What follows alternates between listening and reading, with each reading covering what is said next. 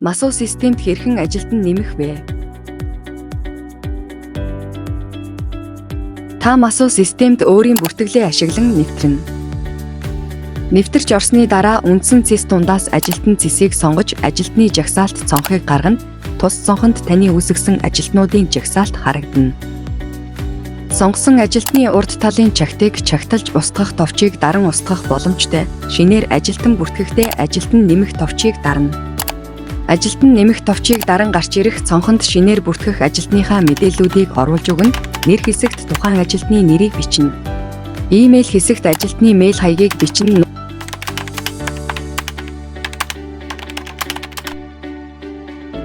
Нууц үг хэсэгт ажилтны нэвтрэх нууц үг, утас хэсэгт утасны дугаар бичнэ.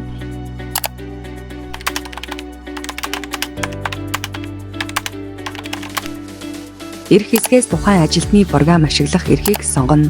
Зураг байрлах хэсэгт дарж ажилтны зургийг оруулах боломжтой. Салбарууд хэсгээс тухайн ажилтныг аль аль салбарт ажиллаж болохыг тохируулж өгнө. Посткод хэсэгт кодыг оруулна. Дээрх мэдээллүүдийг бүрэн оруулсны дараа хадгалах товчийг дарна. Хадгалах товчийг дарснаар төлбөр төлөх цонхонд шилжих ба та тухайн ажилтны төлбөрийг сараар эсвэл жилээр сонгон төлөх боломжтой. Нэг ажилтны сарын төлбөр 10,000 төгрөг байх ба жилийн төлбөр 100,000 төгрөг байна. Жилээр төлбөрөө төлснөөр 2 сарын төлбөрөө хэмнэх давуу талтай.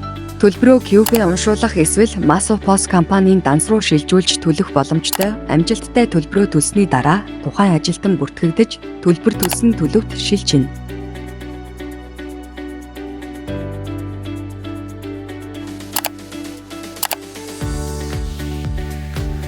Ажилтан цонхны эрхийн тохиргоо цонхноос ажилтны ашиглах цэснүүд болон хандах цонхнуудын эрхийг тохируулж өгөх боломжтой.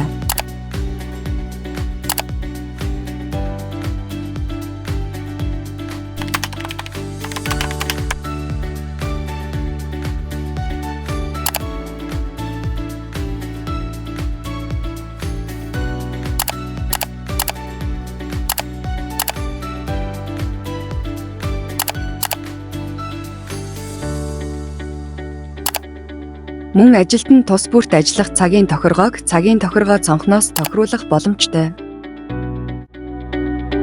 Бидэнтэй үргэлж хамт байдаг харилцагч танд баярлалаа.